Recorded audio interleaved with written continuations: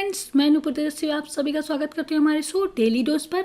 आज हम 22 जुलाई के करंट अफेयर्स पर डिस्कस करेंगे, साथ ही इनकी डिटेल जानकारी भी देंगे। आज की पीडीएफ फाइल आप हमारे वीडियो के डिस्क्रिप्शन बॉक्स से डाउनलोड कर सकते हैं और डेली के पीडीएफ के लिए हमारे टेलीग्राम ग्रुप को ज्वाइन कीजिए, जिसकी लिंक हमारे वीडियो के डिस्क्रिप्शन बॉक्स पर दिया गया है। तो दोस्तों, आज हम करंट अफेयर्स के डेली डोज में हर दिन हम daily current affairs, banking GK और करंट अफेयर्स आधारित जीके पर डिस्कस करते हैं। तो चलिए शुरू करते हैं आज 22 जुलाई के करंट अफेयर्स पर। आज का हमारा पहला क्वेश्चन है, हाल ही में राज्यपाल लालजी टंडन का 85 वर्ष की आयु में निधन हो गया। वे किस राज्य के राज्यपाल थे? इसका आंसर है सी। आंसर सही है हमारा, वे मध्य प्रदेश के राज्यपाल थे। मध्य प्रदेश के राज्यपाल लालजी टंडन जी का हाल ही में 85 वर्ष की आयु में निधन हो गया। दोस्तों, मध्य प्रदेश के राज्यपाल लालजी टंडन जी का 85 वर्ष की आयु में निधन हो गया। ये है लालजी टंडन जी, जिनका हाल ही में निधन हो गया। अब मध्य प्रदेश के राज्यपाल का कार्यभार यूपी के राज्यपाल आनंदीबेन पटेल संभाल रही हैं। अब लालजी टंडन जी के बारे में डिटेल्स जान लेते हैं। लालजी टंडन जी के 12 अप्रैल 1935 में लखनऊ में उनका जन्म हुआ था और शिक्षा लखनऊ विश्वविद्यालय से स्नातक तक की शिक्षा ग्रहण किया था उन्होंने। उसके साथ ही 1952 में जनसंघ के संस्थापक सदस्य बने थे और 21 अगस्त 2018 में बिहार के राज्यपाल की जिम्मेदारी संभाली थी लालजी टंडन जी ने। और 20 जुलाई 2019 में मध्य प्रदेश के राज्यपाल बनाए गए थे लालजी टंडन जी को, और इसके साथ ही 21 जुलाई 2020 को उनका निधन हो गया। तो दोस्तों, इन चीज़ों को याद रखिएगा। लालजी टंडन जी के बारे में है ये, और लालजी टंडन जी का हाल ही में 21 जुलाई 2020 को निधन हो गया 85 साल की उम्र में। और चलिए, मध्य प्रदेश के बारे में बात हो रही है तो मध्य प्रदेश के बारे में जान लेते हैं। मध्य प्रदेश में हाल ही में रोको टोको अभियान की शुरुआत की गई थी।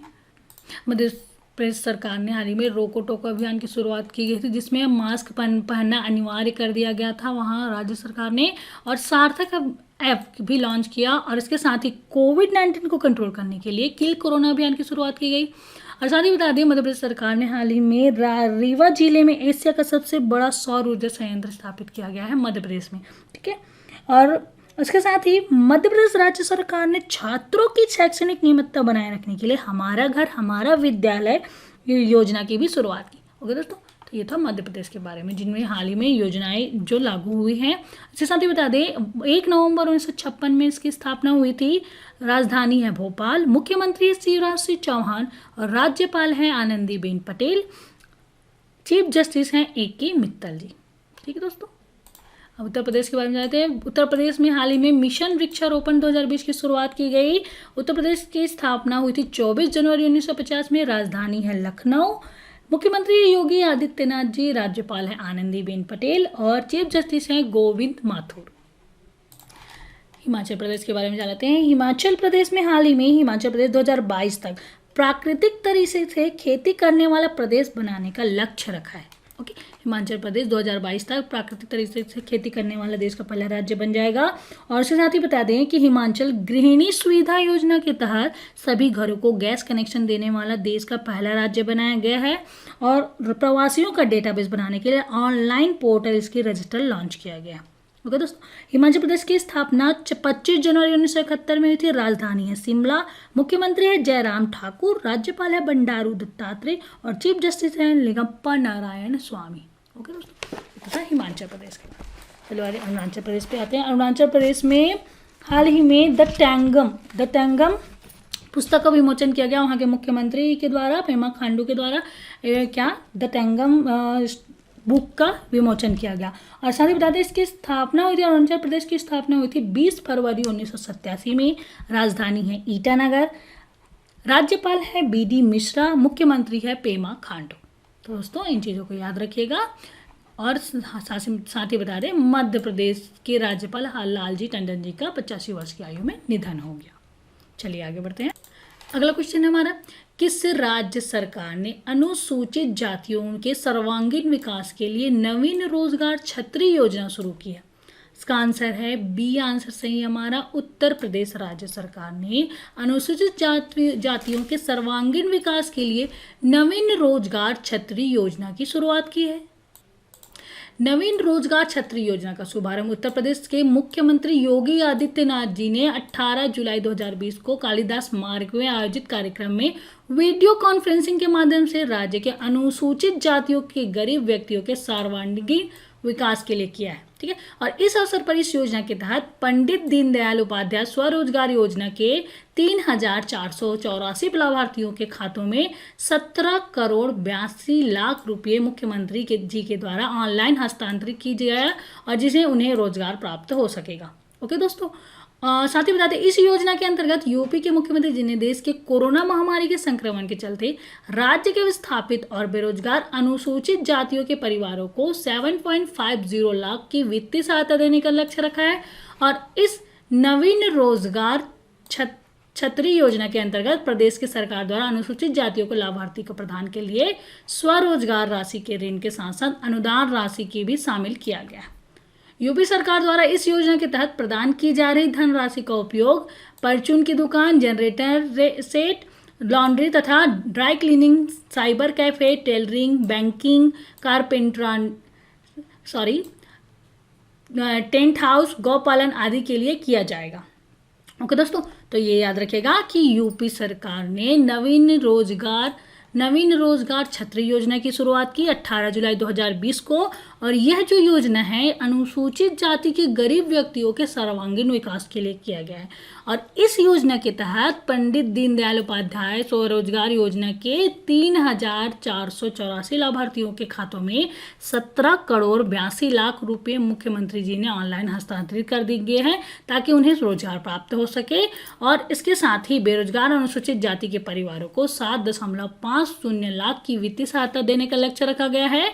और इस योजना में जो स्वरोजगार की राशि में ऋण के साथ साथ अनुदान राशि भी दिया जाएगा।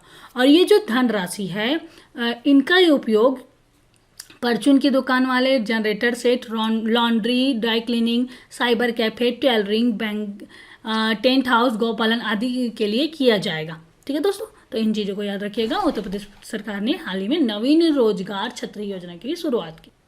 अब उत्तर प्रदेश के बारे में बात हो रही है तो उत्तर प्रदेश की स्थापना हुई थी 24 जनवरी 1950 में। राजधानी है लखनऊ। मुख्यमंत्री योगी आदित्यनाथ जी, राज्यपाल है आनंदीबेन पटेल और चीफ जस्टिस हैं गोविंद माथुर। मध्य प्रदेश के बारे में जानते हैं। मध्य प्रदेश की स्थापना 1 नवंबर 1956 में हुई। राजधानी है भोपाल। मुख्यमंत्री है शिवराज सिंह चौहान, राज्यपाल है आनंदीबेन पटेल और वहाँ के चीफ जस्टिस हैं AK मित्तल। बिहार के बारे में जान लेते हैं। बिहार की स्थापना 22 मार्च 1912 में हुई थी। राजधानी है पटना। मुख्यमंत्री है नीतीश कुमार, राज्यपाल है फागू चौहान और चीफ जस्टिस हैं संजय करोल जी। अरुणाचल प्रदेश के बारे में जानते हैं। अरुणाचल प्रदेश की स्थापना 20 फरवरी 1987 में हुई थी। राजधानी है ईटानगर। राज्यपाल है BD मिश्रा और मुख्यमंत्री है पेमा खांडू जी। तो दोस्तों इन चीज़ों को याद रखिएगा। इसके साथ ही नवीन रोजगार छतरी योजना की शुरुआत किसने किया? उत्तर प्रदेश राज्य सरकार ने। किस लिए? अनुसूचित जातियों के सर्वांगीण विकास के लिए। ठीक है, चलिए आगे।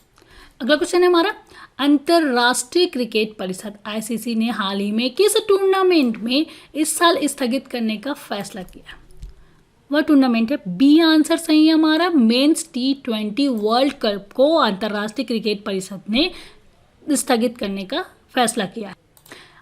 ICC ने दुनिया में कोरोना वायरस के बढ़ते प्रकोप के देखते हुए बड़ा फैसला लिया है और ऑस्ट्रेलिया में होने वाली T20 वर्ल्ड कप में 2020 को अगले साल तक के लिए रद्द कर दिया गया है। मेंस T20 वर्ल्ड कप को अगले साल के लिए रद्द कर दिया गया है और ICC T20 वर्ल्ड कप को अब 2021 में अक्टूबर-नवंबर में आयोजित किया जाएगा। कब आयोजित किया जाएगा? तो अक्टूबर-नवंबर में 2021 में आयोजित किया जाएगा। और ICC T20 वर्ल्ड कप तो स्थगित होने से चलते इंडियन प्रीमियर लीग IPL का आयोजन के दरवाजे खुल गए हैं। मतलब इनकी जगह पर अब IPL हो सकता है।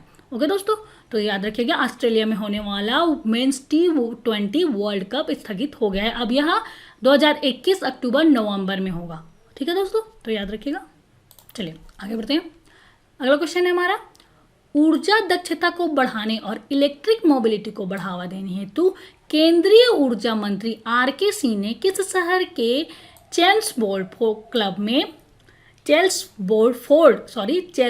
क्लब में भारत के पहले सार्वजनिक EV इलेक्ट्रिक वाहन चार्जिंग प्लाज्मा का उद्घाटन किया? इसका आंसर है ए आंसर सही है हमारा, दिल्ली में। ऊर्जा दक्षता को बढ़ाने और इलेक्ट्रिक मोबिलिटी को बढ़ावा देने हेतु केंद्रीय ऊर्जा मंत्री आर के सिंह ने दिल्ली शहर के चेल्सफोर्ड क्लब में भारत के पहले सार्वजनिक ईवी चार्जिंग प्लाज्मा का उद्घाटन किया। केंद्रीय विद्युत नवीन और नवीनीकरण ऊर्जा मंत्री आर के सिंह द्वारा नई दिल्ली में चेल्सफोर्ड क्लब में भारत के पहले सार्वजनिक ईवी इलेक्ट्रिक वाहन चार्जिंग प्लाज्मा का उद्घाटन किया गया। और सार्वजनिक ईवी चार्जिंग प्लाज्मा को भारत में ई मोबिलिटी की सर्वव्यापी और सुविधाजनक बनाने के लिए नई दिल्ली नगर पालिका परिषद के सहयोग से एनर्जी एफिशिएंसी सर्विस लिमिटेड द्वारा स्थापित किया गया है। ठीक है, किसके द्वारा स्थापित किया गया है? इस सार्वजनिक ईवी चार्जिंग प्लाज्मा का उद्घाटन किया गया किसके द्वारा किया गया? आर के सिंह के द्वारा। और उन्होंने इसको जो स्थापित किया है नई दिल्ली नगर पालिका परिषद के सहयोग से एनर्जी एफिशिएंसी सर्विस लिमिटेड द्वारा। ठीक है, इसकी स्थापना की गई है। और भारत के पहले सार्वजनिक ईवी चार्जिंग प्लाज्मा में 5 विभिन्न विशिष्टताएं वाले इलेक्ट्रॉनिक वाहन चार्जर लगाए गए हैं जो उपभोक्ताओं के लिए इलेक्ट्रिक वाहन की चार्जिंग समस्या का समाधान और सुविधाजनक बना देगा। उद्घाटन समारोह के दौरान केंद्रीय ऊर्जा मंत्री ने retrofit of air conditioning to improve indoor air quality for safety and efficiency indoor air quality for safety and efficiency से सुधार के लिए एयर कंडीशनिंग व्यवस्था को भी लॉन्च किया। और इस RAIS से पूरे देश में कार्य क्षेत्र में खराब वायु गुणवत्ता को सुधार करके उसे स्वास्थ्य के लिहाज से हरित और बेहतर बनाने के लिए लॉन्च किया गया है। ठीक है दोस्तों, तो याद रखिएगा केंद्रीय विद्युत और नवीन और नवीनीकरण ऊर्जा मंत्री आर के सिंह द्वारा नई दिल्ली के चेल्सफोर्ड क्लब में भारत के पहले सार्वजनिक ईवी चार्जिंग प्लाज्मा का उद्घाटन किया गया। और इसको नई दिल्ली नगर पालिका परिषद के सहयोग से एनर्जी इफिशिएंसी सर्विस लिमिटेड द्वारा स्थापित किया गया है। और इस जो सार्वजनिक ईवी चार्जिंग प्लाज्मा में 5 विभिन्न प्रकार की विशिष्टताओं वाले इलेक्ट्रॉनिक वाहन चार्जर लगाए गए हैं। इसके साथ ही केंद्रीय ऊर्जा मंत्री ने retrofit of air conditioning to improve indoor air quality for safety and efficiency इसको भी लॉन्च किया, जिसके इस RAIS से पूरे देश के कार्य क्षेत्र में खराब वायु गुणवत्ता को सुधार करने के उसे स्वास्थ्य के लिहाज के हरित और बेहतर बनाने के लिए लॉन्च किया गया है। ठीक है दोस्तों, अगला क्वेश्चन है हमारा, हाल ही में किस देश के शोधकर्ताओं ने पूर्वी हिंद महासागर में पहली सुपर जायंट आइसोपॉड प्रजाति बाथिनोमस रक्सासा की खोज की? इसका आंसर है ए आंसर सही है हमारा, सिंगापुर ने। बाथिनोमस रक्सासा एक प्रकार का कॉकरोच है। सिंगापुर के शोधकर्ताओं की एक टीम ने वर्ष 2018 में इंडोनेशिया में पश्चिम जावा के दक्षिणी तट से दूर हिंद महासागर के अस्पष्टीकृत जल में एक जीव की खोज की थी। और जुलाई 2020 की शुरुआत में 2 वर्ष के अध्ययन के बाद टीम ने इस जीव को बाथिनोमस रक्सासा नाम दिया, जो कि एक सुपर जायंट बाथिनोमस है और इसे तब से समुद्र का कॉकरोच कहा जाता है। ओके दोस्तों, इसी खोज किसने की थी? सिंगापुर के शोधकर्ताओं ने किया है। अगला क्वेश्चन हमारा, हाल ही में किस राज्य सरकार ने बाह्य विकास और संरचनात्मक विकास इंफ्रास्ट्रक्चरल डेवलपमेंट चार्जेस की निलंबित देयता के एक मुफ्त वसूली के लिए समाधान से विकास नामक योजना की शुरुआत की? इसका आंसर है डी आंसर सही है हमारा, हरियाणा सरकार ने, राज्य सरकार ने बाह्य विकास और अवसंरचना विकास शुल्क की निलंबित देयता की एक मुफ्त वसूली के लिए समाधान से विकास नामक योजना की शुरुआत की। और इस योजना को केंद्रीय योजना विवाद से विश्वास के तर्ज पर विकसित किया गया है। और इस योजना से समान ही वर्ष में 2018 में ये बाह्य विकास शुल्क पुनर्निर्धारण नीति प्रस्ताव भी प्रस्तुत किया गया था। हरियाणा विकास और शहरी क्षेत्रों के नियमन 1976 के अनुसार इस लाइसेंसधारी भवन निर्माता को बाह्य विकास शुल्क का भुगतान तय मापदंडों के आधार पर करना होगा। और अवसंरचनात्मक विकास शुल्क या भवन निर्माताओं द्वारा राज्य में प्रमुख बुनियादी ढांचागत परियोजनाओं के विकास हेतु भुगतान किए जाने वाला शुल्क है। ओके दोस्तों, और साथ ही हरियाणा सरकार के बारे में बात हो रही है। तो हरियाणा के बारे में बात हो रही है तो हरियाणा की जो स्थापना हुई थी 1 नवंबर 1966 में हुई थी और राजधानी है चंडीगढ़। राज्यपाल है सत्यदेव नारायण आर्य और मुख्यमंत्री है मनोहर लाल खट्टर जी। हाल ही में 11 राजमार्ग परियोजनाओं का उद्घाटन नितिन गडकरी ने किया था हरियाणा में। कर्नाटक के बारे में बात कर लेते। कर्नाटक की स्थापना 1 नवंबर 1956 में हुआ था। राजधानी है बैंगलोर। राज्यपाल है वजुभाई वाला और मुख्यमंत्री है BS येदियुरप्पा जी। चीफ जस्टिस है अभय श्रीनिवास ओक्का जी। केरल के बारे में, केरल की स्थापना 1 नवंबर 1956 में हुई थी। राजधानी है तिरुवनंतपुरम। राज्यपाल है आरिफ मोहम्मद खान। मुख्यमंत्री है पिनारियाई विजयन। चीफ जस्टिस है AKS मणिकुमार। तमिलनाडु के बारे में बताएं, स्थापना हुई थी 1 नवंबर 1956। राजधानी है चेन्नई। राज्यपाल है बनवारी लाल पुरोहित। मुख्यमंत्री है EK पलानीस्वामी और चीफ जस्टिस है अमरेश्वर प्रताप साई।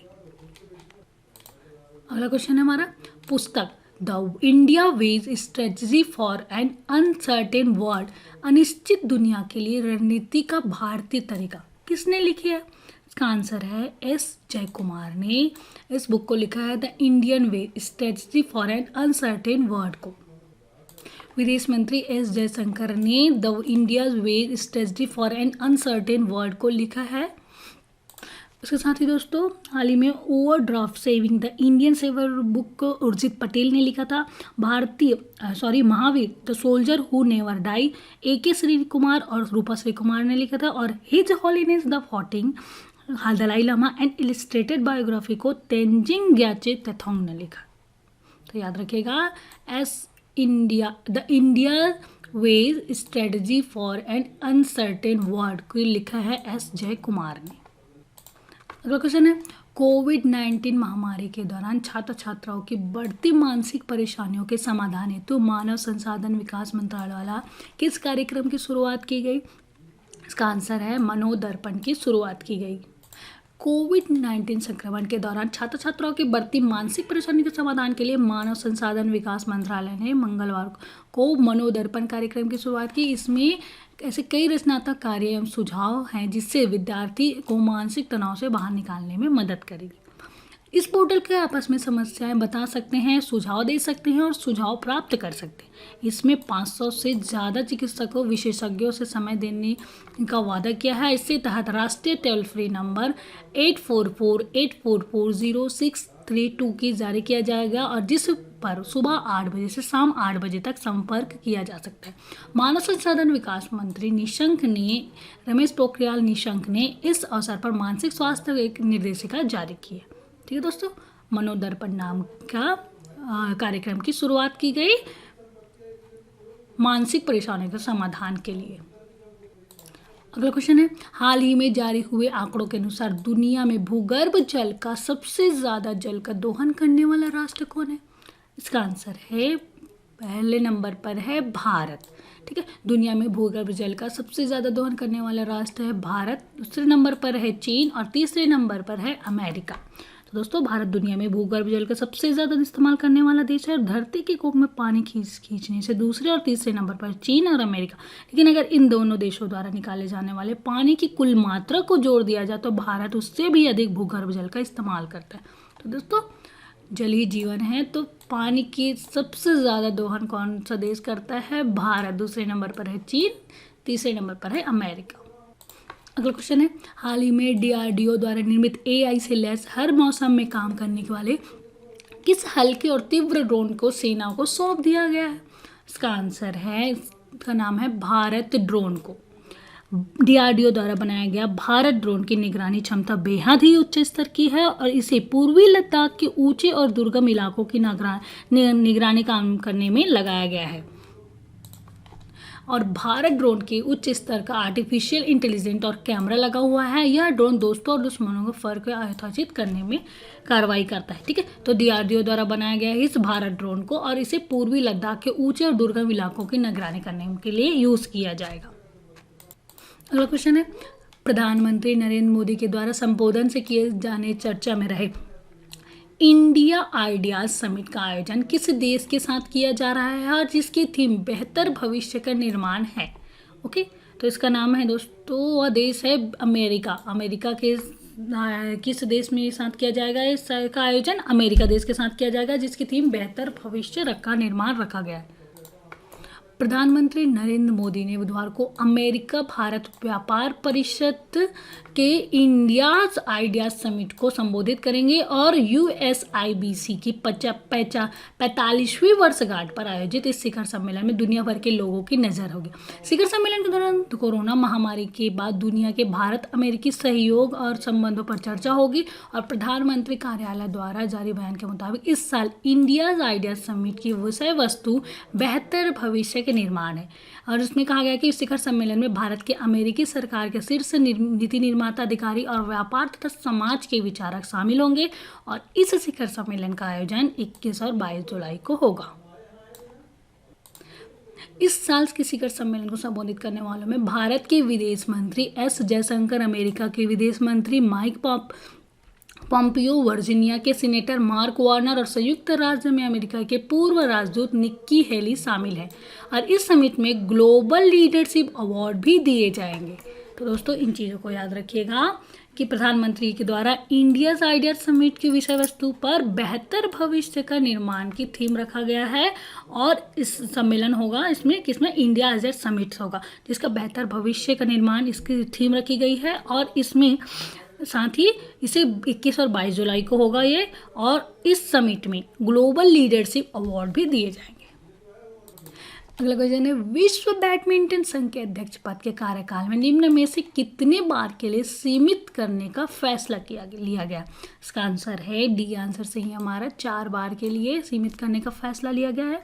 विश्व बैडमिंटन संघ ने अपने अध्यक्ष के कार्यकाल को अधिकतम 4 साल के लिए सीमित कर दिया है। और साथ ही अपनी वार्षिक आम बैठक में अपनी परिषद में भौगोलिक और लैंगिक प्रतिनिधित्व को लागू करने की स्वीकृति दी है। 18 जुलाई को हुई ऑनलाइन AGM के दौरान BWF सदस्यों ने संविधान में बदलाव को स्वीकृति दी, जिससे परिषद के प्रत्येक जेंडर को कम से कम 30% प्रतिनिधित्व और प्रत्येक महाद्वीप क्षेत्र में एक प्रतिनिधि चुना जाना सुनिश्चित हुआ है। और यह फैसला अंतर्राष्ट्रीय ओलंपिक समिति ने हाल ही में राष्ट्रीय ओलंपिक समितियों को दिए निर्देशों के अनुसार के, जिसमें 2020 तक फैसले लेने की प्रक्रिया में लैंगिक समानता बनाने का कहा गया है। अगला क्वेश्चन है, असम सरकार ने घोषणा की है कि किस राज्य में हाल ही में भारी बाढ़ से किस राष्ट्रीय उद्यान में 108 जानवरों की मौत हो गई?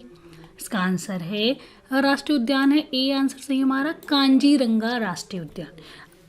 असम सरकार ने घोषणा की राज्य में हाल ही में आई बाढ़ से कांजीरंगा राष्ट्रीय उद्यान में 108 जानवरों की मौत हो गई। और इस पार्क की स्थापना साल 1905 में आरक्षित वन क्षेत्र के रूप में की गई थी। 1950 में इसका नाम बदलकर कांजीरंगा वन्य जीव अभयारण्य कर दिया गया। साल 1974 में भारत सरकार ने इस क्षेत्र को राष्ट्रीय उद्यान घोषित किया। और उद्यान का अधिकांश हिस्सा पानी में डूबने की वजह से जानवरों को भोजन की भी समस्या उत्पन्न हो गई। तो वह राष्ट्रीय उद्यान जिसमें 108 जानवरों की मौत हो गई बाढ़ की वजह से, वह है कांजीरंगा राष्ट्रीय उद्यान। अगला क्वेश्चन है, हाल ही में किस खिलाड़ी ने हंगरी ग्रां प्री जीतकर माइकल शुमाकर का किसी एक ट्रक पर सर्वाधिक जीत दर्ज करने के रिकॉर्ड की बराबरी कर ली है? इसका आंसर है लुइस हैमिल्टन ने। फॉर्मूला 1 चैंपियन लुइस हैमिल्टन ने 8वीं बार हंगरी ग्रां प्री जीता। इसके साथ ही उन्होंने माइकल शुमाकर का किसी एक ट्रैक पर सर्वाधिक जीत दर्ज करने के रिकॉर्ड को बराबरी की है। और हैमिल्टन की पोल पोजीशन से दर्ज की गई जीत आसान रही, क्योंकि दूसरे स्थान पर रहे मैक्स वर्स्टैपेन उनसे 9 सेकंड पीछे रहे। ब्रिटिश ड्राइवर हैमिल्टन की फार्मूला 1 रेस में 86 जीत है। और अब जो वह जर्मनी के महान ड्राइवर शुमाकर के 91 जीत के रिकॉर्ड के 5 जीत दूर रह गए हैं। शुमाकर ने फ्रांसीसी ग्रां प्री 8 बार जीती थी और हैमिल्टन ने पहली बार 2007 में यह जीत दर्ज की थी। अगला क्वेश्चन, लास्ट क्वेश्चन है, भारतीय नौसैनिक जहाजों ने 20 जुलाई 2020 को किस राष्ट्र के निमित्ज कैरियर स्ट्राइक समूह के साथ संयुक्त अभ्यास किया? इसका आंसर है ए आंसर सही है हमारा, अमेरिका के साथ। अमेरिका और भारतीय समुद्री बलों के बीच सहयोग के बेहतर बनाने के उद्देश्य से भारतीय नौसेना के जहाजों से हाल ही में अंडमान और निकोबार द्वीप समूह के पास संयुक्त अमेरिकी नौसेना के यूएसए निमित्ज कैरियर स्ट्राइक समूह के साथ संयुक्त अभ्यास किया और अमेरिकी युद्धपोत अभी दक्षिण चीन सागर और फिलीपींस के पास युद्धाभ्यास करके अंडमान सागर पहुंचा है। यह अभ्यास कुछ उसी तरह से किया गया है जैसे अभी हाल ही में जून के महीने में इंडियन नेवी ने जापान के साथ संयुक्त अभ्यास किया। अगला क्वेश्चन है बैंकिंग से रिलेटेड क्वेश्चन पर डिस्कस करते हैं दोस्तों। तो उसमें पहला क्वेश्चन है सॉवरेन गोल्ड बॉन्ड की ओर से किसके द्वारा जारी किया जाता है, किसकी ओर से और किसके द्वारा जारी किया जाता है। सॉवरेन गोल्ड बॉन्ड भारत सरकार की ओर से और आरबीआई द्वारा जारी किया जाता है। सॉवरेन गोल्ड बॉन्ड भारत सरकार की ओर से और आरबीआई द्वारा जारी किया जाता है। अगला क्वेश्चन है सॉवरेन गोल्ड बॉन्ड किसके माध्यम से बेचे जाते हैं। इसका आंसर है इन सभी के द्वारा। सॉवरेन गोल्ड बॉन्ड SHCIL, डाकघर और अनुसूचित वाणिज्य बैंक के माध्यम से बेचे जाते हैं। अगला क्वेश्चन है निम्नलिखित में से कौन सा मुद्रा बाजार समाधान है, साधन है ये सब। इसका आंसर है मुद्रा बाजार साधन है कॉल मनी, वाणिज्य पत्र और ट्रेजरी बिल। अगला क्वेश्चन है राज्य सरकार की प्रतिभूतियों का प्रबंधन और सेवा किसके द्वारा की जाती है। इसका आंसर है बी आंसर सही है हमारा, आरबीआई के द्वारा की जाती है। राज्य सरकार की प्रतिभूतियों का प्रबंधन और सेवा आरबीआई के द्वारा की जाती है। अगला क्वेश्चन है SEG स्टैंड फॉर, इसका आंसर है डी आंसर सही है, स्पेशल इकोनॉमिक जोन है। इसका फुल फॉर्म है SEG का स्पेशल इकोनॉमिक जोन। चलिए दोस्तों आगे बढ़ते हैं और करंट अफेयर्स आधारित जीके पर डिस्कस करते हैं। इसमें पहला क्वेश्चन है पृथ्वी पर 6000 वर्षों के बाद सबसे नज़दीक आने के कारण चर्चा में रहे 21वीं सदी का पहला दृश्यमान धूमकेतु का क्या नाम है। ठीक है, तो इसका नाम है धूमकेतु नियोवाइस इसका नाम है और C 2020 F3 नाम है। ठीक है, इस धूमकेतु का नाम है धूमकेतु नियोवाइस C 2020 F3। अगला क्वेश्चन है भारत द्वारा संभावित खरीद से चर्चा में रहे P8I क्या है एवं इसका निर्माण किस कंपनी के द्वारा किया गया। इसका आंसर है P8I है टोही एवं पनडुब्बी रोधी युद्ध विमान है जिसके निर्माण बोइंग अमेरिका के द्वारा किया गया है। ठीक है दोस्तों, अगला क्वेश्चन है टिड्डियों के हमले से भारत की पूर्वी अफ्रीका के खाद्य संकट की चेतावनी से चर्चा में रहे विश्व मौसम संगठन संयुक्त राष्ट्र का अंग कब बना और इसका मुख्यालय कहाँ है। ठीक है, तो इसका आंसर है 1950 जिनेवा स्विट्जरलैंड। संयुक्त राष्ट्र का अंग बना 1950 में और इसका मुख्यालय है जिनेवा स्विट्जरलैंड। अगला क्वेश्चन है ईरान द्वारा भारत की परियोजना से बाहर निकालने और जाने से खबरों का खंडन करने से चर्चा में रहे चाबहार रेल प्रोजेक्ट के तहत किन भागों को आपस में जोड़ता है। इसका आंसर है चाबहार से जोहादान को आपस में जोड़ता है। अगला क्वेश्चन है भारत में सर्कस स्कीम में पशुओं की प्रस्तुतियों के तत्काल रोकने की मांग से चर्चा में रहे पेटा संस्थान का मुख्यालय कहाँ है। इसका आंसर है पेटा संस्थान का मुख्यालय है नॉरफॉल्क वर्जीनिया संयुक्त राज्य अमेरिका में। तो दोस्तों चलिए आगे बढ़ते हैं और 21 जुलाई के करंट अफेयर्स के रिवीजन कर लेते हैं। तो इसमें पहला क्वेश्चन है अंतर्राष्ट्रीय शतरंज दिवस किस दिन मनाया जाता है। अंतर्राष्ट्रीय शतरंज दिवस मनाया जाता है 20 जुलाई को। यूएई ने जापानी स्पेस सेंटर में हाल ही में किस मिशन को लॉन्च किया। यूएई ने जापानी स्पेस सेंटर में होप मार्स मिशन को लॉन्च किया। भारत की सबसे अमीर महिला रोशनी नाडर को हाल ही में किसका चेयरपर्सन चुना गया है। उनको HCL टेक का चेयरपर्सन चुना गया है रोशनी नाडर को। हाल ही में किस राज्य सरकार ने वेस्ट टू एनर्जी नामक एक पहल के तहत राज्य में उत्पन्न कचरे से बिजली बनाने का फैसला किया है। उत्तराखंड राज्य सरकार ने। कौन सा राज्य 2022 तक प्राकृतिक तरीके से खेती करने वाला देश का पहला राज्य बनेगा। वह राज्य है हिमाचल प्रदेश। किस केंद्र शासित प्रदेश में प्रशासन ने सभी स्थानीय निर्वाचित सदस्यों के लिए 25 लाख रुपए के बीमा कवर की मंजूरी दी है। वह राज्य सरकार है, वह है जम्मू और कश्मीर राज्य और केंद्र शासित प्रदेश। आईसीसी के लाल प्रतिबंध के नियम उल्लंघन करने वाले पहले क्रिकेटर कौन बने? उनका नाम है डोम सिबली बने आईसीसी के लाल प्रतिबंध का उल्लंघन करने वाले पहले क्रिकेटर। किस राष्ट्र ने सोशल मीडिया के लिए मुफ्त इंटरनेट सेवाओं का प्रतिबंध लगा दिया है? वह राष्ट्र है बांग्लादेश। हाल ही में किस भारतीय ग्रैंड मास्टर ने 53 बेल शतरंज महोत्सव में एक्सटेटस चेस 960 टूर्नामेंट खिताब अपने नाम किया? उनका नाम है पी हरि कृष्णा। हाल ही में किस भारतीय के द्वारा छोटे से स्थान में सबसे तेजी से 100 योगासन करने के रिकॉर्ड बनाते हुए golden book of world record में अपना नाम दर्ज किया है? उनका नाम है 11 साल की समृद्धि कालिया। हाल ही में नागरिक अधिकारों अहिंसा और गांधीवादी मूल्यों की पक्षधर लुइस जॉन का निधन हो गया। वे किस देश से संबंधित है? वे अमेरिका से संबंधित है। और हाल ही में दिवंगत हुई कांजीवरम श्री रंगचारी शेषाद्री को किस क्षेत्र में ख्याति प्राप्त थी? उनको गणित के क्षेत्र में ख्याति प्राप्त थी। हाल ही में किस राज्य में हरेली महोत्सव पर गोधन न्याय योजना का शुभारंभ किया गया? वह राज्य है छत्तीसगढ़। हाल ही में किस राज्य में जोरम मेगा फूड पार्क का वर्चुअल रूप से शुभारंभ किया गया? मिजोरम में। और लास्ट क्वेश्चन है, आत्मनिर्भर भारत को सफल बनाने के लिए 1 करोड़ युवाओं को वॉलंटियर की भावना, शैक्षणिक कौशल इत्यादि सिखाने हेतु तो किस संगठन के साथ समझौता किया गया? यूनिसेफ के साथ समझौता किया गया। तो दोस्तों ये तो था 21 जुलाई के करंट अफेयर्स का रिवीजन। तो दोस्तों आज हमने 22 जुलाई के करंट अफेयर्स पर डिस्कस किया है। आज का वीडियो कैसा लगा प्लीज़ हमें कमेंट करके बताइए। अच्छा लगे तो लाइक कीजिए और ज़्यादा अपने दोस्तों को शेयर कीजिए। अभी तक आपने हमारे चैनल को सब्सक्राइब नहीं किया तो प्लीज़ सब्सक्राइब कीजिए और डेली की नोटिफिकेशन के लिए बेल आइकॉन को प्रेस कीजिए। तो दोस्तों कल फिर मिलते हैं नए वीडियो के साथ। तब तक के लिए good day, bye, thank you.